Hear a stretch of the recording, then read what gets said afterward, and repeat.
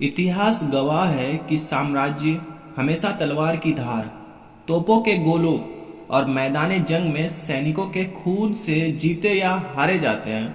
लेकिन भारत के इतिहास में एक ऐसा भी दौर आया जब बिना एक भी बूंद खून बहाए, बिना किसी जंग के ऐलान के, हिंदुस्तान की सदियों पुरानी रियासतें और आलीशान महल ताश के पत्तों की तरह ढह गए।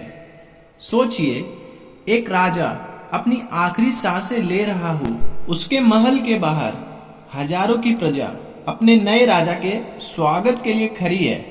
लेकिन तभी मीलों दूर कलकत्ता के गवर्नर जनरल के दफ्तर से एक सरकारी चिट्ठी आती है। उस चिट्ठी पर लिखा होता है, चूंकि राजा का कोई अपना खून नहीं है, इसलिए अब से यह पूरा साम्राज्य, यह तिजोरी, यह जनता, सब कुछ ब्रिटिश हुकूमत की जागीर है। दोस्तों, यह कोई कहानी नहीं बल्कि 19वीं सदी के भारत की वो कड़वी हकीकत थी जिसे इतिहास डॉक्ट्रिन ऑफ लैप्स यानी व्यर्थ का सिद्धांत या हड़प नीति के नाम से जानता है। और इस काली नीति के पीछे दिमाग था एक 36 साल के महत्वाकांक्षी व्यक्ति का, जिसका नाम था लॉर्ड डलहौजी। आज के इस स्पेशल वीडियो में हम सिर्फ सतही इतिहास की बात नहीं करेंगे। आज हम लॉर्ड डलहौजी की उन गोपनीय फाइलों को खोलेंगे, उस कूटनीतिक जाल की परतों को उधेड़ेंगे जिसने भारत का भूगोल बदल दिया, और जानेंगे कि कैसे गोद लेने की प्रथा अंग्रेजों के लिए सोने की खान बन गई। दोस्तों, वीडियो को अंत तक देखिएगा, क्योंकि आज आपको पता चलेगा कि 1857 के बारूद में असली चिंगारी कहां से आई थी। सन 1848 की जनवरी, भारत की धरती पर कदम रखते हैं जेम्स एंड्रयू ब्राउन रैमसे, जिसे दुनिया लॉर्ड डलहौजी के नाम से जानती थी। डलहौजी महज 36 साल की उम्र में भारत के सबसे युवा गवर्नर जनरल बनकर आए थे। वह कोई साधारण अधिकारी नहीं थे, वह यूटिलिटेरियन और कट्टर इंपेरियलिस्ट यानी साम्राज्यवादी सोच से ग्रसित थे। उनकी डायरी की पन्ने बताते हैं कि वह भारत के राजा महाराजाओं को पुराने जमाने के अवशेष मानते थे। उनका एक सीधा और क्रूर सिद्धांत था, भारत के विकास में ये राजा रजवाड़े सबसे बड़ी बाधा है। भारतीय जनता का भला तभी हो सकता है जब ब्रिटिश कानून और ब्रिटिश व्यापार किसी बिना रोक टोक के पूरे भारत में लागू हो। लेकिन डलहौजी के सामने एक बड़ी चुनौती थी। ब्रिटेन के पार्लियामेंट और ईस्ट इंडिया कंपनी के कोर्ट ऑफ डायरेक्टर्स अब भारत में बड़े युद्धों के पक्ष में नहीं थे। युद्ध का मतलब था लाखों पाउंड का खर्च, ब्रिटिश सैनिकों की मौत, जिससे कंपनी के शेयर गिर जाते थे। तब डलहौजी ने अपने कूटनीतिज्ञों के साथ मिलकर एक ऐसा कानूनी रास्ता निकाला जिससे बिना युद्ध के ही राज्यों को हड़पा जा सके। उसने ईस्ट इंडिया कंपनी के 1834 और 1841 के कुछ पुराने और धूल खा रहे निर्देशों को निकाला, जिसमें कहा गया था कि कंपनी को अपनी मर्जी से राजाओं के उत्तराधिकारियों को मान्यता देने या ना देने का अधिकार है। डलहौजी ने इसी धुंधले कानून को एक अचूक और आक्रामक सरकारी हथियार बना दिया। दोस्तों, अब आइए डलहौजी के उस कानूनी चक्रव्यूह को गहराई से समझते हैं जिसे उसने भारतीय राजाओं के लिए बुना था। अंग्रेजों ने भारतीय रियासतों को कानून की नज़र में 3 श्रेणियों में बांट दिया था, जिसमें पहली श्रेणी में स्वतंत्र राज्य आते थे। ये वे राज्य थे जो अंग्रेजों के आने से पहले से स्वतंत्र थे और कभी किसी विदेशी ताकत के अधीन नहीं रहे, और ना ही वे अंग्रेजों को कोई टैक्स या ट्रिब्यूट देते थे। डलहौजी ने कहा कि इन राज्यों के आंतरिक मामले में और गोद लेने की परंपरा में कंपनी दखल नहीं देगी। हालांकि ऐसे राज्य भारत में उंगलियों पर गिनने लायक ही बचे थे। अब आते हैं श्रेणी 2 की बात करें तो वे राज्य आश्रित राज्य थे। ये वे राज्य थे जो पहले मुगलों, पेशवा या मराठों के अधीन थे, लेकिन अब वे ब्रिटिश सरकार को टैक्स देते थे या उनके प्रोटेक्शन में थे। डलहौजी के नियम के मुताबिक इन राज्यों के राजा अगर किसी बच्चे को गोद लेना चाहते हैं तो उन्हें ब्रिटिश सरकार की पूर्व अनुमति लेना अनिवार्य होगा, और यह अनुमति देना या ना देना पूरी तरह से गवर्नर जनरल की मर्जी पर निर्भर था। अब हम लोग बात करते हैं श्रेणी 3 की, तो इसमें निर्मित राज्य आते थे। यह सबसे खतरनाक श्रेणी थी। इसमें वो राज्य आते थे जिन्हें अंग्रेजों ने खुद युद्ध जीतने के बाद किसी चार्टर या संधि के जरिए दोबारा स्थापित किया था या राजाओं को दान में दिया था। डलहौजी ने साफ कह दिया, इन राज्यों को गोद लेने का कोई अधिकार नहीं है। राजा की मृत्यु के साथ ही राज्य का अस्तित्व खत्म हो जाएगा। भारतीय सनातन और इस्लामिक परंपरा में दत्तक पुत्र मतलब एडॉप्टेड सन को वही दर्जा प्राप्त है जो सगे बेटे को होता है। वह पिता की अंतिम संस्कार भी करता है और संपत्ति का वारिस भी बनता था। लेकिन डलहौजी ने बड़ी चालाकी से कहा कि गोद लिया बेटा राजा की निजी संपत्ति का वारिस तो हो सकता है, लेकिन राजगद्दी और राजनीतिक अधिकारों का नहीं। चलिए अब हम जानते हैं कैसे एक एक कर शिकार हुए भारतीय राज्य। डलहौजी का यह जाल तैयार था, अब बारी थी शिकार की।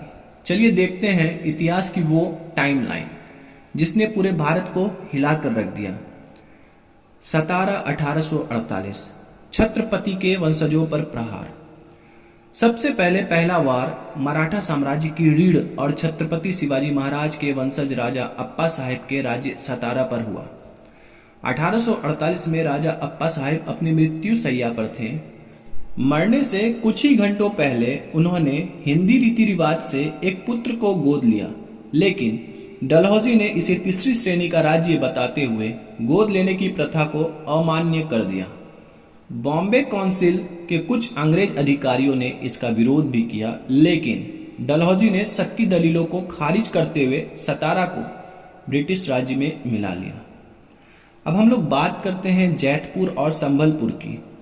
बुंदेलखंड का जैतपुर और उड़ीसा का संबलपुर। संबलपुर के राजा नारायण सिंह की अब मृत्यु हुई तो उनकी कोई संतान नहीं थी। उनकी रानी ने शासन अपने हाथ में लेने की कोशिश की, लेकिन अंग्रेजों ने उनके अधिकारों को कुचल दिया और संबलपुर के विशाल जंगलों और खनिज संपदा पर कब्जा कर लिया। यह घटना 1849 में घटी थी। अब बात करते हैं झांसी की। जब गरज उठी थी रानी लक्ष्मीबाई, तो यह इस नीति का सबसे क्रूर और भावुक अध्याय है। झांसी के महाराजा गंगाधर राव ने अपनी मृत्यु से पहले नवंबर 1853 में ईस्ट इंडिया कंपनी के स्थानीय अधिकारी की मौजूदगी में 5 साल के बालक दामोदर राव को गोद लिया था। उन्होंने डलहौजी को एक पत्र भी लिखा कि उनके जाने के बाद दामोदर राव को ही राजा माना जाए, लेकिन डलहौजी के दिल में कोई रहम नहीं थी। उसने मार्च 1854 में आदेश जारी किया कि झांसी को ब्रिटिश साम्राज्य में मिलाया जाता है और रानी लक्ष्मीबाई को 50,000 की सालाना पेंशन देकर किला खाली करने को कहा गया। इसी वक्त मात्र 25-26 साल की युवा रानी के मुंह से वो ऐतिहासिक शब्द निकले थे, मैं अपनी झांसी नहीं दूंगी। चलिए हम बात करते हैं नागपुर की। 1854 की। नागपुर का भोंसले साम्राज्य बेहद अमीर था। अब राजा राघव जी तृतीय की मृत्यु बिना बारिश के हुई तो डलहौजी ने नागपुर को हड़प लिया। लेकिन क्रूरता यहीं खत्म नहीं हुई। अंग्रेजों ने नागपुर के राजमहल में घुसकर राजा के निजी जवाहरात, सोने चांदी के बर्तन और यहाँ तक कि राजघराने के हाथियों, घोड़ों और ऊँटों को भी सरेआम बाजार में नीलाम कर दिया। इस घटना ने भारत के बाकी बचे राजाओं के मन में काफी खौफ और नफरत पैदा कर दी। दोस्तों, डलहौजी यही नहीं रुका। 1856 में उसने अवध पर नजर डाली, लेकिन अवध के नवाब वाजिद अली शाह के पास कई बेटे थे, इसलिए वहां हड़प नीति नहीं लागू हो सकती थी। तब डलहौजी ने एक नया पैंतरा चला, कुशासन का आरोप। उसने कहा कि नवाब शासन ठीक से नहीं चला पा रहे हैं, इसलिए अवध को हड़पा जाता है। यह ब्रिटिश इतिहास का सबसे बेशर्म कदम था।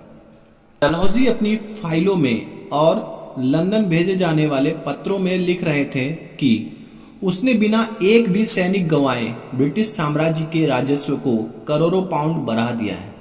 वह अपनी पीठ थपथपा रहा था, लेकिन यह देख नहीं पा रहा था कि कागजों पर जीते गए इन राज्यों के भीतर नफरत का एक ज्वालामुखी सुलग रहा था। जब राजाओं को महलों से निकाला गया तो केवल राजा ही बेघर नहीं हुए, उनकी सेनाएं भंग कर दी गई, जिससे लाखों भारतीय सैनिक रातों रात बेरोजगार हो गए। इन राज्यों के पंडित, दरबारी और किसान सबका रोजगार छिन गया। और सबसे बड़ी बात, ब्रिटिश ईस्ट इंडिया कंपनी की सेना में काम करने वाले 60% से ज़्यादा सैनिक अवध, उत्तर प्रदेश और बिहार के उन्हीं इलाकों से आते थे जिन्हें अंग्रेजों ने बर्बाद किया था। जब इन सैनिकों ने देखा कि उनके अपने राजाओं और रानियों को अपमानित किया जा रहा है तो उनका वफादारी का भ्रम टूट गया। नतीजा क्या हुआ? मई 1857 मंगल पांडे के कारतूस वाली घटना ने सिर्फ ट्रिगर का काम किया, लेकिन उस बंदूक के भीतर जो बारूद भरा था वो डलहौजी की इसी हड़प नीति ने तैयार किया था। कानपुर से नाना साहब, जिनकी पेंशन अंग्रेजों ने रोक दी थी, झांसी से रानी लक्ष्मीबाई और अवध से बेगम हजरत महल, इन सब ने मिलकर इतिहास का वो सबसे बड़ा विद्रोह खड़ा कर दिया जिसने ब्रिटिश हुकूमत की जड़ें हिला दी थी। दोस्तों, लॉर्ड डलहौजी 1856 में भारत छोड़कर ब्रिटेन वापस चले गए। वह अपनी कामयाबी के नशे में चूर थे, लेकिन उनके पैर हिंदुस्तान से निकलते ही पूरा देश धधक उठा। हालांकि अंग्रेजों ने अपनी क्रूरता और आधुनिक हथियारों के दम पर 1857 के इस महासंग्राम को दबा दिया, लेकिन ब्रिटिश क्राउन को यह समझ आ गया कि डलहौजी की नीति ने कंपनी को तबाह कर दिया। नतीजतन 1858 में महारानी विक्टोरिया ने एक घोषणा पत्र जारी किया। ईस्ट इंडिया कंपनी के शासन को हमेशा के लिए खत्म कर दिया गया और डॉक्ट्रिन ऑफ लैप्स यानी हड़प नीति को हमेशा हमेशा के लिए दफन कर दिया गया। अंग्रेजों ने वादा किया कि अब वे किसी भी भारतीय राज्य को नहीं हड़पेंगे। तो दोस्तों, यह थी कहानी उस सातिर कानून की जिसने भारत के राजाओं को लाचार बना दिया था। डलहौजी की यह नीति हमें सिखाती है कि जब कोई विदेशी ताकत व्यापार के बहाने आपके देश के नियमों और परंपराओं को बदलने लगे तो समझ जाना चाहिए कि खतरा कितना बड़ा है। आपको क्या लगता है, अगर डलहौजी ने यह नीति लागू ना की होती तो क्या भारत कभी अंग्रेजों का पूरी तरह गुलाम बनता? अपनी राय नीचे कमेंट बॉक्स में जरूर लिखें। अगर आपको इतिहास का यह गहरा विश्लेषण पसंद आया हो तो इस वीडियो को एक लाइक जरूर दें, अपने दोस्तों और स्टडी ग्रुप्स में शेयर करें और ऐसी ही इन डेप्थ हिस्टोरिकल डॉक्यूमेंट्री के लिए हमारे चैनल को सब्सक्राइब करें और बेल आइकन जरूर दबाएं। तो दोस्तों, मिलते हैं अगले वीडियो में। तब तक के लिए बाय बाय। जय हिंद, जय भारत।